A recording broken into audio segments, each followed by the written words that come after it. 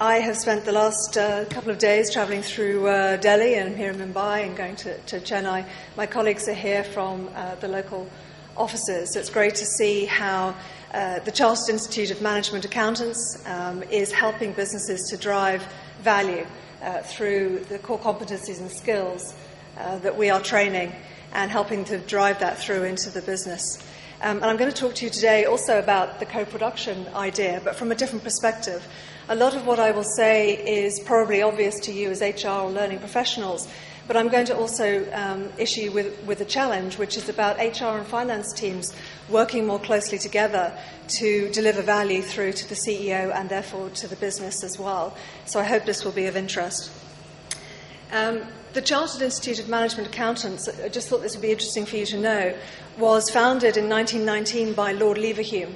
He is the Leverhulme of Unilever, and he and his business realised that he was challenged to get the right information, the right insight on that information, and then to drive business decisions based on those insights.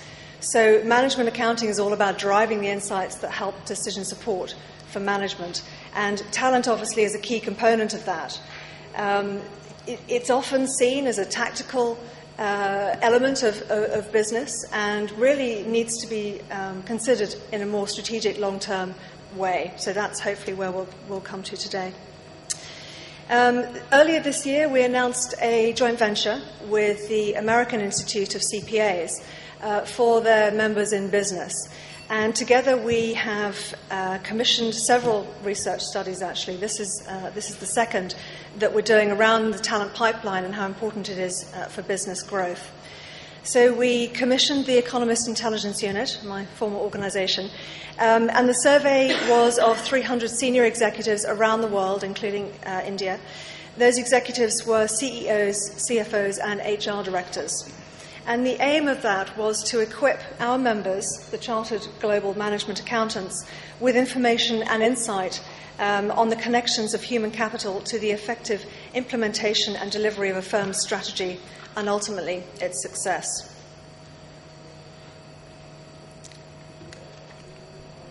Just making sure the clicker's working here.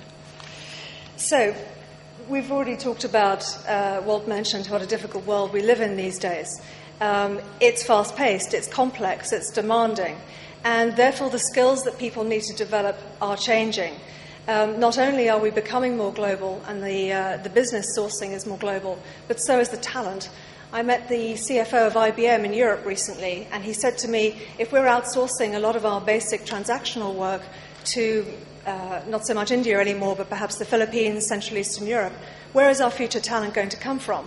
And I thought for a moment and I said, well, it's going to come from Poland and Manila and India. And if your global talent strategy doesn't take account of that, then you've got a challenge. We see a lot of organizations developing this evolving skill set.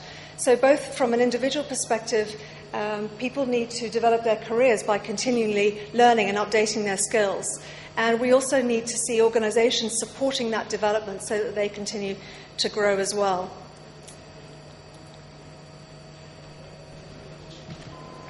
Just to go back actually to that piece on the right there, this was a survey by the Boston Consulting Group where they saw that firms that were very highly skilled in their core HR competencies drove business value. It seems like an obvious correlation, but we'll see from the survey that many companies don't do it or don't do it as well as they think they could be.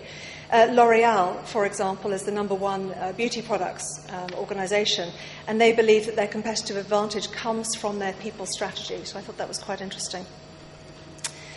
Having an effective human capital strategy means competitive advantage. I met with PwC in Delhi yesterday. They have just introduced a training program for management accountants for their advisory consulting function.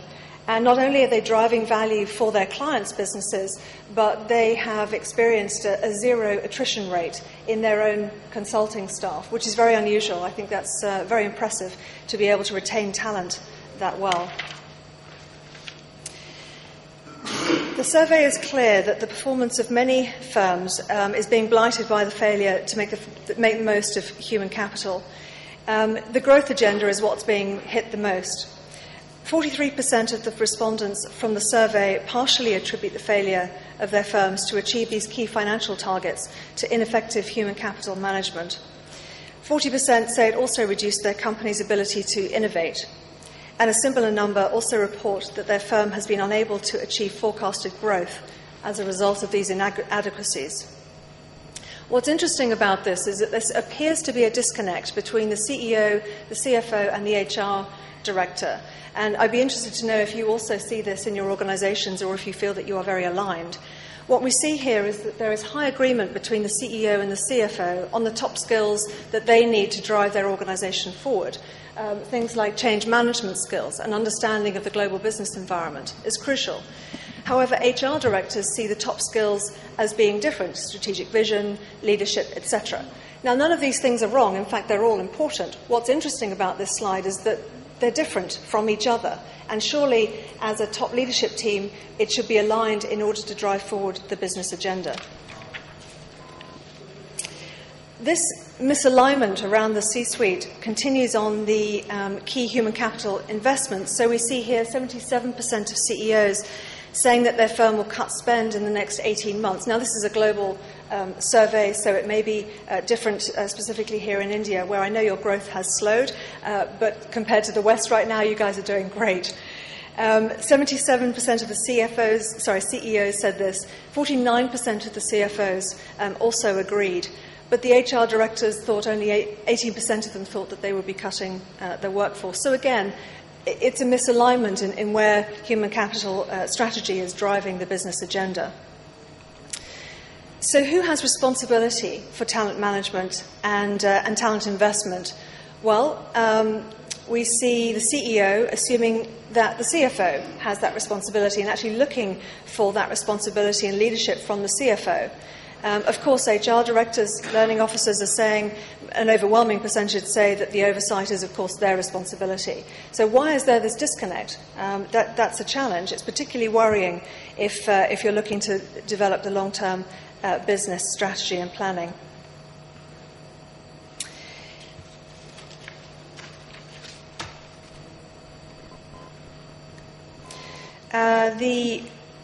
Every organisation employs a whole range of training techniques to deliver the core skills and competencies that are required by an organisation and to develop that over time.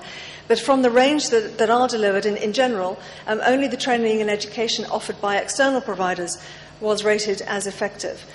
My colleagues here may be able to corroborate that as well. So a lot of the internal work that's being done or the internal programs aren't seen as being as effective perhaps as they could be. Now this is interesting. What we wanted to try to do was to help create a conversation between HR and finance to be much more robust and helping the CEO and the C-suite to drive forward the agenda. So CIMA and AICPA are developing a management accountant tool, the cost of losing talent and the cost of replacing talent. It's an online tool, and it's really trying to measure the costs company-wide, and not just to look at the financial costs of talent, the salary, commission structures, indirect costs, but also to try to measure what is the intellectual property that somebody has within the organisation and what that means to them, to the organisation if they leave. What about the supplier partnerships that they have? When they leave the organisation, do you have a robust strategy to continue those relationships? Firms require accurate data upon which they can make effective decisions. What's concerning here again is that only 12% of the CEOs were confident about the quality of the metrics that they were receiving on human capital. They were very sceptical of the data, particularly on the retention of talent and workforce analytics. In fact, this was also reinforced by the HR directors that we surveyed, with 38% claiming that the organisation struggles to get accurate data and metrics on human capital cost, productivity, value, and ROI. So we have lots of data, but it's of questionable value.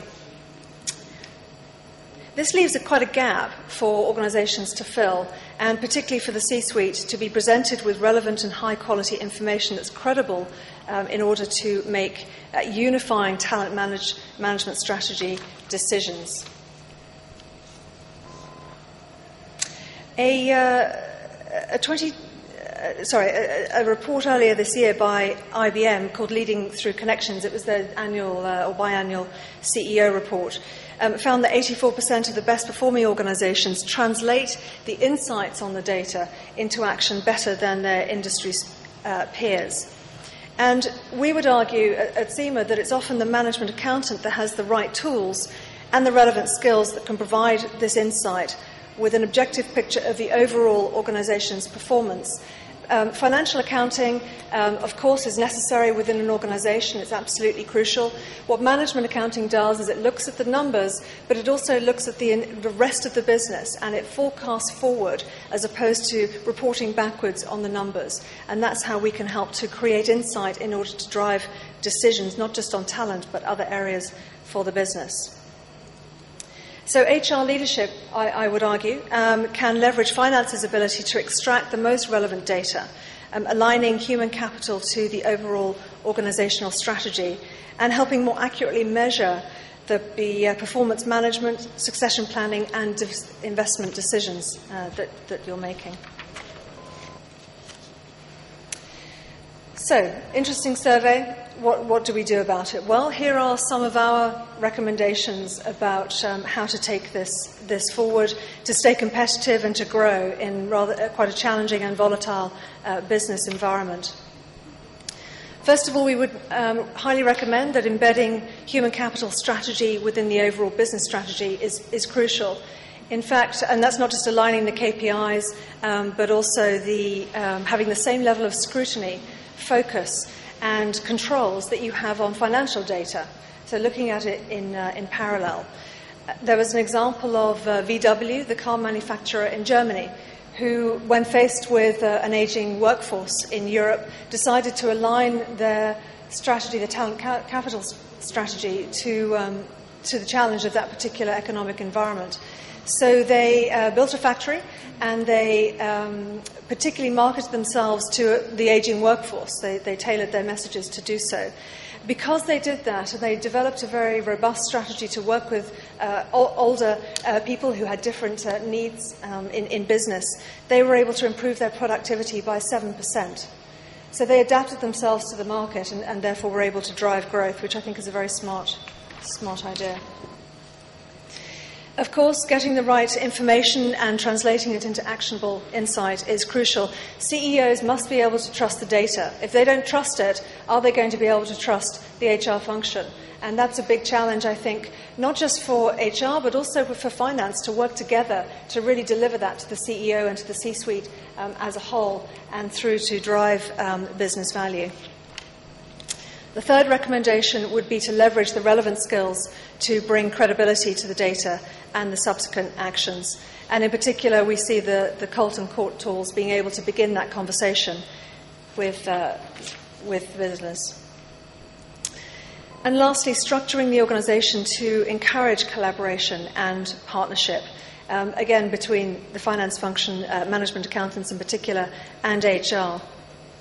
In forward-thinking organisations, the finance function is evolving from a focus on transactional support and cost efficiency through increased focus on analytical and decision support to strategic focus and input. We see particularly in the shared services sector here in India, one example is with Shell. They are moving, of course, from transactional processes to management information and analytical work. So they have to evolve the skills of the workforce to deliver that value through to the business. The Chartered Global Management Accountants are independent professionals. They sign up to a code of ethics and conduct. They sit within finance typically, but they also are a business partner across an organisation to help you to drive value through to the future. And in the business partnering role, they can support HR and the firm in making credible human capital investment proposals and decisions based on robust management information. A copy of this report is, if anybody would be interested to see a copy, the full report has some great case studies in from all over the world. There's a copy on the CIMA stand in the breakout area, and I'd be very happy to answer any questions on it. Thank you so much.